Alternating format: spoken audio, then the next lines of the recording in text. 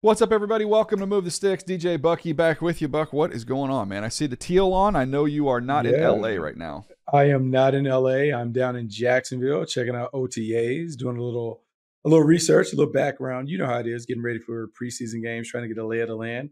Got a new defensive coaching staff in tow, so I want to kind of make my way down here, kind of see what's going on, check out the rookies and stuff. All right, I want to get back to that in just a second. I do want to let everybody know we're going to have a fun discussion. Bucky, as we get through the draft, does a cool thing where he goes and kind of looks big picture and what can we see now that we have these rosters assembled. And it's fun to do some rankings. So, Buck, you have kind of the pass catcher rankings of the top 5 in the league as you see it right now as we head towards training camp. So we're gonna dig into that in just a little bit in the episode. But the fact that you mentioned right off the top, you're in Jacksonville, you're out there, OTAs, off-season program. I think there's a lot of people who are listening to this that don't necessarily know exactly what that looks like. So why don't you give them a lay of the land? Okay, so DJ, when we talk about OTAs, organized team activities, this is really an opportunity for the teams to get together and practice. Like really have what we call an NFL practice where you have all the position groups going, you have some 7-on-7, you have some team activities. You're able to, in this phase, because I think this is phase 3, you're able to go against the defense where before it was all individual, you're doing like offense, just kind of doing things on air. Well, now you get a chance to kind of see those things in practice. Still no pads, still really minimal contact when it comes to the way guys are going and competing back and forth. It is really an opportunity for the young guys to kind of learn the playbook, put some of the techniques into practice, and then it's an opportunity for the coaches to kind of tinker and play with the scheme as they're beginning to look towards training camp and what their offensive and defensive playbooks should look like as they get ready for the regular season. Again, you mentioned there no pads. That's a key distinction there. Helmets, right? We have Yes. helmets. So you have helmets, jerseys, shorts on. You have them tackling and engaging with bags. Mm-hmm. You don't see like competitive one-on-one drills. It's just a lot of really what I would say individual drill and then a little 7-on-7, a little teamwork, but it's really more teaching tempo more so than what would be our competitive tempo, where you really beginning to evaluate players. You're trying to see how everyone fits up. It is really an extension of the orientation that the rookies went through a couple weeks ago, right after they got drafted when they went to minicamp. Now you have the whole team in place, and you begin to kind of get the work done as you're putting it, kind of putting all the pieces in place to have a really good training camp in a month or so. So from your time, go back to when you're playing, Buck. The difference between what you would have experienced during this off-season program versus where it is now. I mean, I think it's similar. Like this time of year, it's similar. You're going through it. You're practicing and you're competing. I think back then though, you could have one on ones. So the O Mm-hmm. line, D line could go against each other. DBs and wide receivers could compete in one on one drills. Now you can't do that. But I will say this, and I think it's probably a sign of the times. The practices are short and sweet, DJ. I mean, you're on the field and off the field within 75 to 90 minutes, if that. There's a little rain today, but I mean, it is in and out. You're trying to be very efficient. You're trying to make sure that everyone understands what's going on, and you're really trying to get your players ready for training camp. And I think it's really important that this time is not about the competitive part.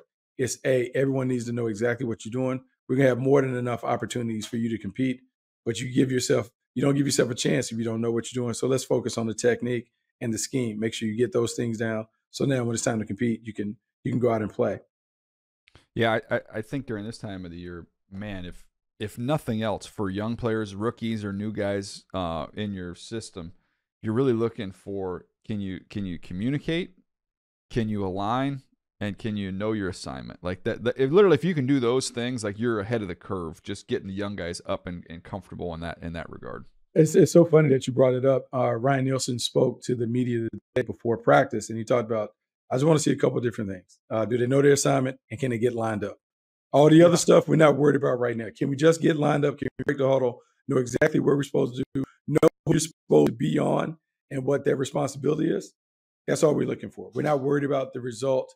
We're worried about more of the process, more so than the result. If you can get those things done, it's been a good day. Yeah, and people think that, oh, that's simple. You just know. No, no, no. When you go from the off the cards in college and how simplistic it is to now, I mean, knowing where to go and listen to being able to communicate a play call, especially for a quarterback, is a massive challenge. Something they really haven't had to do. So you've got to spit the play call out, and then for the other guys, you got to know, okay, what's my split? What's my alignment? Was there a shift? Is there a motion? Like, there's a lot of that stuff that you got to take in, and there's a lot of memorization here in a short period of time.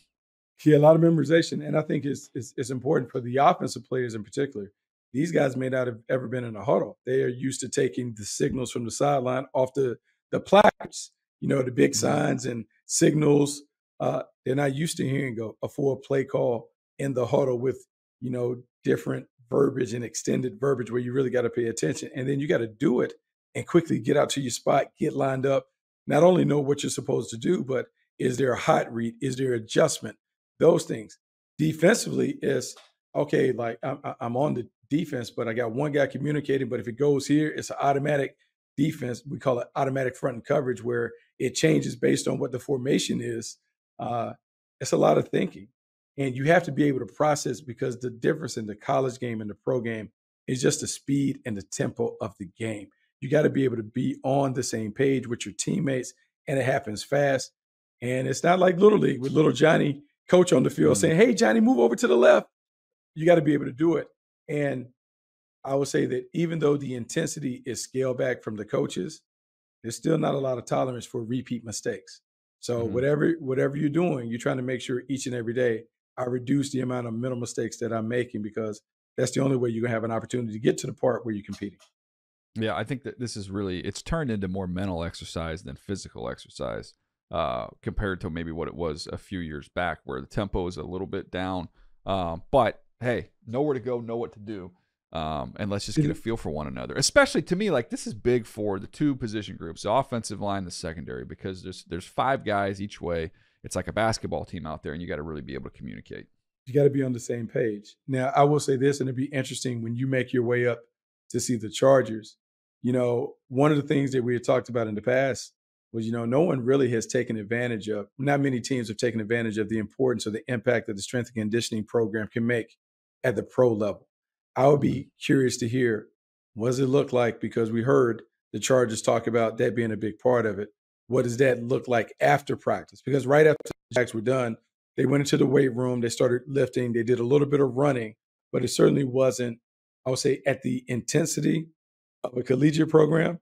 I'm curious to see if the Chargers are doing more when it comes to that part of it. And I'm curious what everyone is doing because that is a big part of where I think people can make some gains if they can get their team in the great shape before training camp and if they can continue to extend that conditioning so that some teams we've talked about it.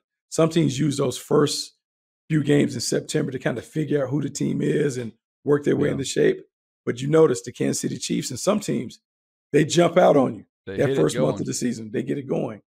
Do you have a team that is ready to get it going because of the way that you prepare and get your team in shape so they can attack training camp with the same kind of intensity that would lead you to have a fast start at the beginning of the season? No doubt. By the way, before we take a break and get to the top pass catching groups, did you happen to see the Tom Brady thing? He was talking to all the Love it. rookies. I love it, man. I love what he says to the players. Yes, I saw it. I mean, to me, it was fascinating because he's looking at these guys all in the eye, and he's like, one of the biggest problems with young players, it's all I and me. It's not about the Yeah. team, and it's because of social media. And he was like, "Look, I get it." He's like, "It's your brand, and you want to do all those things. That's fine. You can be a star, or you can be a champion." And I Yeah. was like, "Whoa, that was in line right there. You can be a star, or you can be a champion." Yeah. And I was like, "Man, It- that takes everything and just condenses it down to one little phrase." DJ, you can't be great in all those areas if your focus isn't there. You can build up your brand, but it depends on what you want your brand to be built on. If Mm-hmm. Tom Brady's brand is built on being a champion, is built on being what we call the GOAT. And the reason we call him the GOAT is because he has 7 titles. We don't call him the GOAT because he threw for the most yards of those things. We call him the GOAT because he was the best winner that we've seen in that Mm-hmm. game. He is trying to get those guys to understand, keep the main thing the main thing. The main thing is how you play, how you perform, but you're not going to play and perform at the level that you want to play at unless you do the preparation ahead of time. So let's make sure you focus on those things. You have time to put it on IG or TikTok or whatever it is, but make sure that you're devoting and committing most of your time to getting yourself ready to play at a high level. And he talked about that.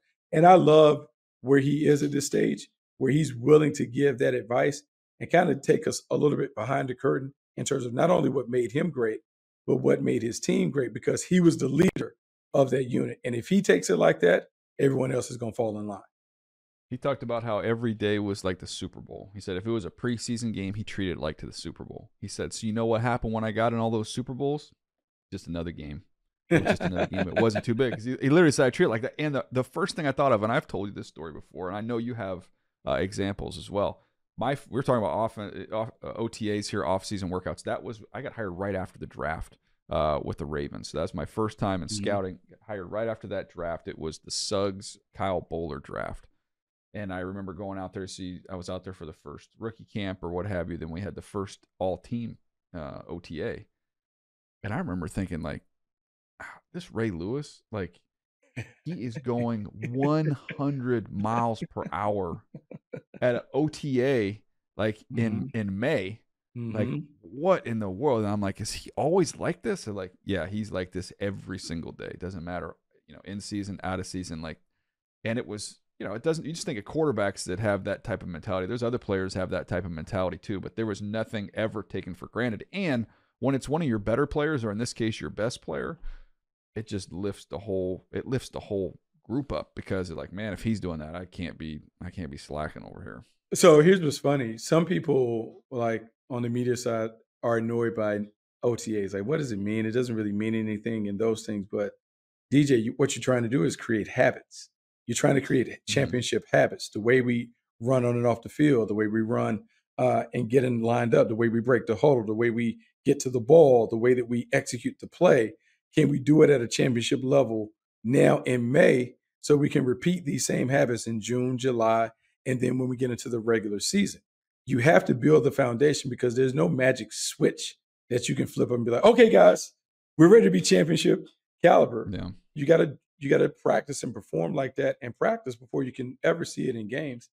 Tom Brady epitomizes that, and he says that all the time. And when you listen to Bill Belichick and some of those other great coaches talk about that, like they put a huge emphasis on how you prepare and how you practice at any point of the season because they don't believe that you can just turn it on. You have to show yourself that you can do it before you really do it in games. No doubt. I don't think there's any shortcuts there. There's no secret sauce. That's it. It's just you treat every day like that. It was awesome. If you haven't seen that clip, it's all over social media. Just click in Tom Brady. You'll find it on there. I thought it was excellent. All right, let's take a quick break. We come back. We're going to look at the top pass-catching groups in the NFL. Bucky's done some homework on that, and we'll dig into that right after this. All right, DJ. So, each week I write for NFL.com. We have the Scouts Notebook, but we're getting at the point of the year where we don't do much kind of like news and nuggets. And we started kind of ranking groups and kind of having fun at looking at how the draft and free agency impacts teams. This week, I tried to take a look at the top 5 pass catching groups. And pass catching groups, we're talking about wide receivers and tight ends, who are the 5 best in the National Football League. So I'm going to read them back from 5 to 1, and then we'll have a little discussion on each of the teams, and I'll kind of discuss why they were there. So starting at 5, I have the Seattle Seahawks. At 4, the Chicago Bears. At 3, the Houston Texans. At 2, the Philadelphia Eagles. And at 1, the Miami Dolphins. And just in general, when I was making the conversation or doing the debate between which one is best, I tried to approach it as if I was a defensive player, if I was a defensive coordinator, which groups would scare me the most?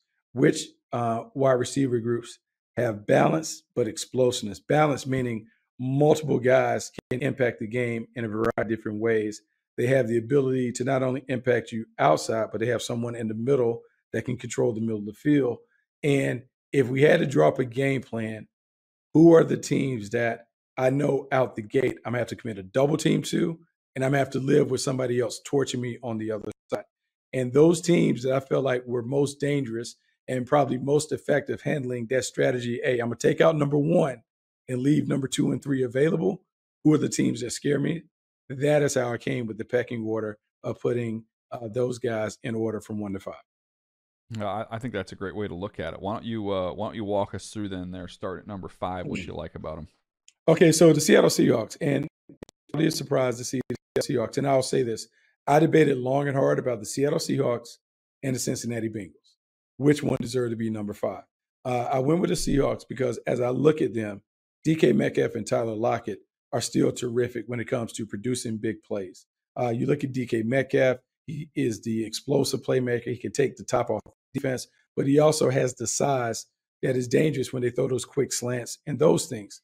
And Tyler Lockett and Jackson Smith and Jigba, they have 2 guys that I believe are interchangeable when it comes to their route running ability.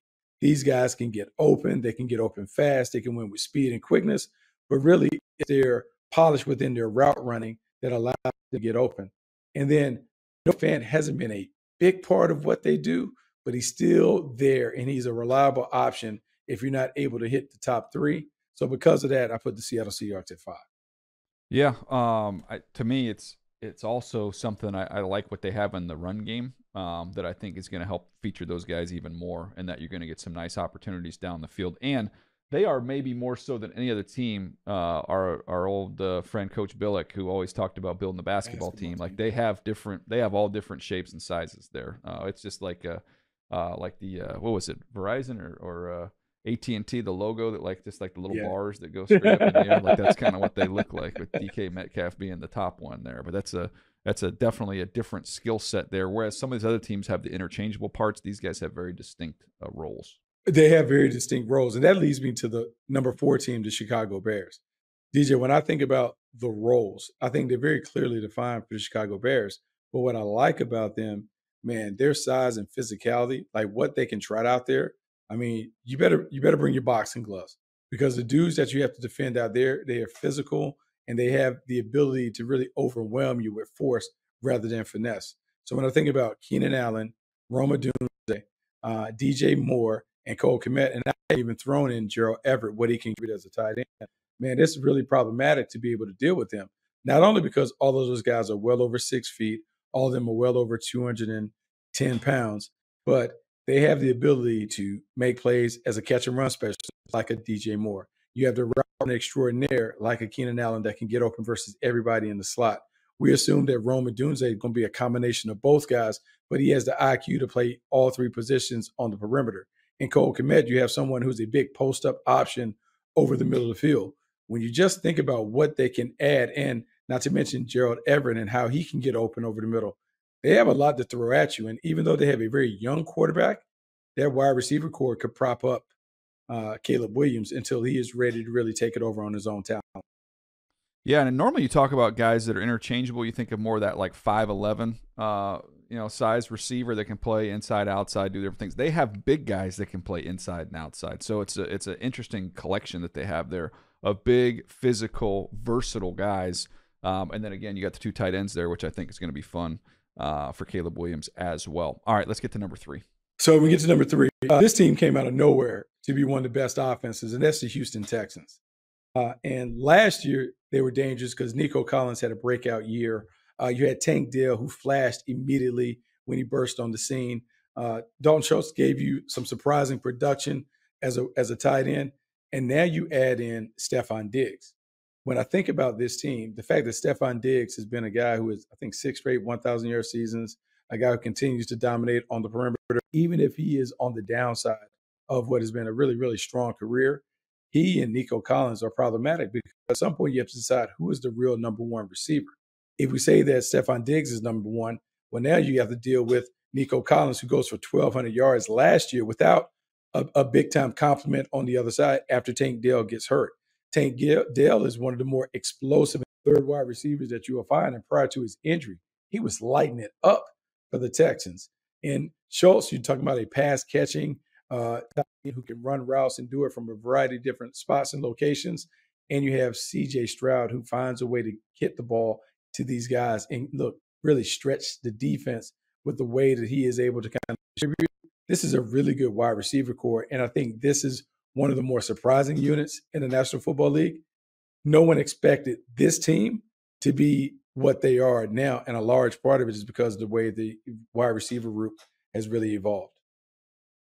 Yeah, to me, Tank Dell's kind of the secret sauce there. Like, if you keep him healthy and run him out there for 17 games with the juice that he has, and now throwing in Diggs in there to go along with Nico Collins, like now, okay, that to me, he's the one. If I'm thinking of who's gonna strike the most fear, looking at it from a defensive standpoint, like that would be the one. Like, he changes the math a little bit in terms of how you cover these guys, and then you're gonna get matchups that you like that favor you. So. I'm a big fan there of Houston at 3. All right, let's get to the top 2. Here we go. So this is tough because the debate between the Philadelphia Eagles and the Miami Dolphins is one that we can go round and round and round. But I settled with the Philadelphia Eagles being 2. A.J. Brown and Devonta Smith sharing the marquee as co-number 1 receivers. You then have Dallas Goedert over the middle of the field. And the reason why I think this duo is really tough because Devonta Smith is a legitimate number 1. He could be a number 1 receiver if you didn't have A.J. Brown in the building. When A.J. Brown has been out or covered, Devonta Smith has stepped up in a variety of ways. We saw him do it in Alabama. He continues to be that guy in Philadelphia, meaning he can be whatever you need him to be when you need him to do that. In A.J. Brown, I think the surprise has been the way that he jumped from Tennessee to Philly, and he's been a dominant player the last 2 years. Dominant on the perimeter. You can't guard him. He creates separation. He's physical. He comes down with the 50-50 balls all the time. And he has just been a great, I would say, lead receiver in that unit, even though I could say that Devonta Smith could do it. And then Dallas Goedert, when healthy and available, he just tears you up down the middle of the field. He is a seam runner. He catches the ball well. He is someone that can get open as a chain mover underneath that. And when you're dealing with that trio, it's just really, really hard to do. Also, because of the way this team is constructed, run-heavy team with an athletic, dynamic quarterback, they give you a lot of fits, and they give you so many fits that it's hard to make decisions to double. And when you do double, the guy on the other side also can win. Just a really solid and well-constructed wide receiver unit. Yeah, and you've got run after catch, and then you also have the opportunity there with we're not talking running backs, but now you throw Saquon Barkley. When you want to expand that defense with all these pass catching weapons, and now you can check the ball down to him or screen him. That adds to the mix as well. All right, number 1, Buck. So number 1 is the Miami Dolphins, and the reason why, DJ, like when you think about them, of all the teams that you have to face as defense coordinator, they scare you the most on the perimeter. They have a legitimate track team, and I'm gonna say this: Jalen Waddle and Tyreek Hill just scares the bejesus out of everybody just because of how fast they are. Last year, DJ, this group combined for 87 big plays on the perimeter. That's passes over 20-plus yards. 87. Both of these guys have gone over 1,000 yards in each of the past 2 years. Tyreek Hill, I think back-to-back 1,700-yard seasons, with Jalen Waddle going over 1,100 yards in those seasons. I mean, touchdowns. They can give it to you on catch and run plays. They can just run past you. They can blow the top off the defense. In OBJ, and I know people believe that OBJ is living off of, I would say, the brand name and what he did very early in his career. But you saw in opportunities, limited opportunities, when he had with the Who's with the Rams, Ravens, when he hit the Rams. You saw with the Rams the year before that. Right. You're now saying OBJ now gets to play against the third corner each and every week. There's no way that you can help the third corner. The third corner has to stand alone and hold up. To me, DJ, I think that's good for 6 touchdowns, 7 touchdowns on the season, because you're just not going to be able to contain all those guys on the outside. And I just look, I know they have Jonnu Smith, and they're not a team that really utilizes the tight end like they could. But man, just the weapons on the outside with Tua throwing the ball and getting it out of his hands. I just don't know how you stop this offense when they get it going with that wide receiver core.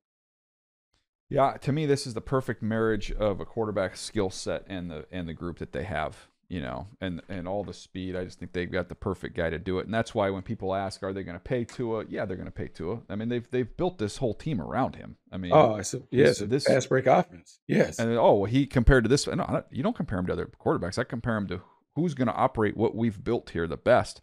Tua's perfect for how they've built this thing. So that's why it all fits and all makes sense. I give, Chris Greer, I feel like he gets a lot of grief. Mm-hmm. as a general manager. But it makes sense to me when I look at how they've constructed it. They've totally built this entire team around the quarterback. They've built it around the quarterback, and I think the best way, I think you coined the phrase that Tua is a blackjack dealer at Yep. a casino in Vegas in terms of the way the ball just comes out of his hands. He's just dealing. And what you do with a player who is so good at the RPO game or the quick rhythm stuff, you give him a track team with specialists that are terrific with the ball in their hands. DJ, all those guys, we talked about it, going back to their college days, all those guys were returners. OBJ, Mhm. one of the best punt returners that you would find in the college game. Tyreek Hill, outstanding returner when he first got to Kansas City. Jalen Waddle had that in his background. You see those guys on these catch and run plays where they're crisscrossing all over the field. You talk about Tua being able to throw a 5-yard pass and get a 20-yard gain because the wide receivers can do the work. This is really the 4x1 relay. He's just responsible for giving those guys the baton and letting them get around the track. Terrific offensive personnel on the perimeter. And look, with or without OBJ, they would have been there. But OBJ to me is the cherry atop the sundae.